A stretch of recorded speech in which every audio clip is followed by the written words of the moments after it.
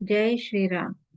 श्री समर्थ सद्गुरू ब्रह्मचैतन्य महाराज गोंदवलेकर यांची प्रवचने. 27 मार्च. आजचा विषय: प्रपंचातले सुख दुःख हे केवळ जाणीवेत आहे. प्रापंचिकांच्या मनात नेहमी एक शंका येते की खोटे करून सुद्धा जर सुखी होता येते तर तसे करायला काय हरकत आहे. सन्मार्गाने गेला तरी माणूस दुःखी का होतो, अशी ही शंका आपल्याला येते. मी देवाला भिवून वागलो का, तर प्रपंच सुखाचा व्हावा म्हणून. देवाची एवढी खटपट करूनही जर सुखी होता येत नाही तर काय उपयोग. किती विचित्र आहे पहा. खेळातले घर बांधायला आपण गवंडी बोलावण्यासारखा हा प्रकार आहे. प्रपंचात दक्षता ठेवणे जरूर आहे. ते जर आपण केले नाही तर देवाने काय करावे. भगवंताचा साधन म्हणून आपण उपयोग करतो आणि शेवटी साधनालाच दोष देतो. साध्य बाजूलाच राहते. भगवंत विषय देईल, पण त्याबरोबर त्याचे दुःखही देईल. एक जण मारुतीरायाला सांगून चोरी करीत असे. तो एकदा पकडला गेला आणि त्याला शिक्षाही झाली. तेव्हा तीही मारुतीच्या संमतीनेच झाली असे नाही का.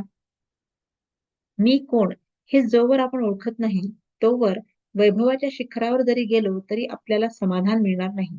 ज्याच्यापासून प्रपंच झाला त्याला ओळखता आले पाहिजे. देहच सत्य नाही तर त्यावर उभारलेली इमारत कुठून सत्य असणार. ठिगळे लावून आपण आपला प्रपंच करतो, मग त्यात कमतरता आल्याशिवाय नाही राहत. कोळसा उगारून पांढरा रंग मिळेल हे म्हणणे जसे वेडेपणाचे आहे, तसे प्रपंचात सुख मिळवीन हे म्हणणे आहे. सुख दुःख हे जाणीवेत आहे.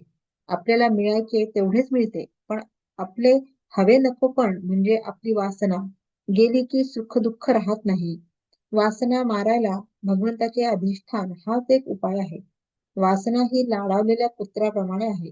तिला नुसते हडहड करून ती बाजूला जात नाही. पण तेही बरोबरच आहे, कारण आपणच तिला लाडवून ठेवले आहे. म्हणून भगवंताच्या पूजेच्या वेळी सुद्धा ती देवघरात येते. बरे, चांगली वासना तेवढीच आत येऊ द्यावी असे म्हणावे तर तिच्याबरोबर वाईट वासनाही हळूच आत येते. शिवाय वाईट वासनेमध्ये चांगल्या वासनेला मारण्याचे बळ आहे, कारण आपण स्वतः वाईट वासनेच्या बाजूचेच आहोत. वासना ही कोणत्याही उपायाने तृप्त होण्यासारखी नसून आपण जर भगवंताजवळ वास ठेवला तरच ती नष्ट होते. मी करता नसून परमात्मा करता आहे अशी भावना झाल्याशिवाय मन भगवंताला अर्पण होणार नाही. ते अर्पण झाल्याशिवाय फळाची अपेक्षा सुटणार नाही आणि फळाची अपेक्षा सुटल्याशिवाय जीवाला शांती मिळणार नाही. बोधवाक्य: वासना म्हणजे देवाच्या विरुद्ध असलेली आपली इच्छा. जय श्रीराम.